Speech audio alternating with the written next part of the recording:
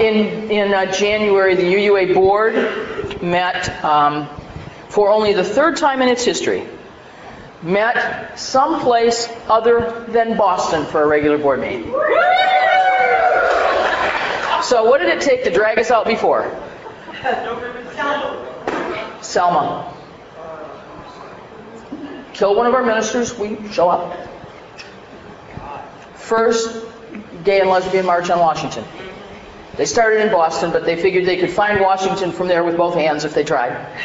So the board went into recess and did that. Both of those were before my time. Why did we go to San Antonio, Joan? To meet with the congregations and our people. Wow. Amen. Can I get an amen?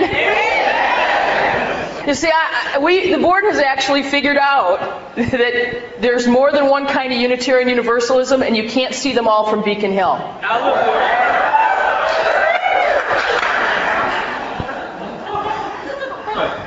So we get out. Out in the world we go. I'm so excited. I'm asking for us to come to Florida very soon. Will you come be with us? All right, good. More miracles. So, at this meeting, one of the things that we did was we had an opportunity to meet with undocumented workers. Did you get the email about Bonita? Yes. Undocumented workers, and they were going to have this slide presentation, okay, in the Catholic Church where we're meeting in their parish hall. And none of the technology works. The projector won't work, they can't get the screen to come down, the microphones don't work. And this probably 80-year-old priest, I'm guessing, he might be a little younger, says, when I was in seminary, they taught us to pray for humility. Now I just try to use technology.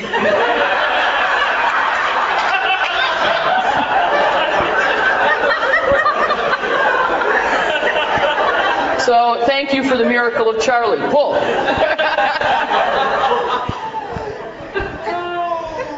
You don't go to church to find the people you love. Because, pull. You go to church to love the people you find. This is the essence of the Cambridge platform. In a really short little piece, because then you'll make promises. If we really love people, I had a startling theological revelation about 3 days ago. I really did. I didn't intend to tell you this. I actually think that I don't believe in unconditional love. I really do. I don't even want to tell you where I was and how I figured that out. But I really don't believe in it anymore at all. I may recover from that, or I may just discover that the revelation's not sealed. What can we say? The point of community is that we stay at the table even when it's hard. Last night, when Reverend Naomi had us do the response, okay, back and forth, and people are going, where is this coming from? I could see people around me going, where's this stuff coming from? Where'd it come from? Cambridge platform of 1648. That's what we promise each other. The part where I'll stay with you even when I don't agree and you make me feel icky, and I don't even like you, I'll still stay here. That I will, like Jacob, I will wrestle with you as an angel and hold you pinned to earth until we are right with each other. That's the Cambridge platform. So when I talk about people joining our churches for faith development, when you join our congregations, this should not be something you take lightly. We should make this hard. Because the commitments we're supposed to make to each other should let us not let anybody in the door who just isn't all that interested in being in community. Does that make sense? But because we are Unitarian Universalist, we must open the door for everybody who wants to be in. We make the wrong decisions so many times. We make it easy for people who fit some little demographic block we've got spinning our head to join us at a low commitment, and we raise the barriers to people who want to make real commitment and who would expand our imagining of who we ourselves are. I want to introduce you to a friend of mine and a new word. This word is masakan. I'll tell you what it means and then you can say it with me. Go ahead, next slide. This is my friend Janice Marie Johnson, who's currently the director of the Diversity of Ministry Initiatives for the UUA. Before that, she was the religious education director for Community Church in New York.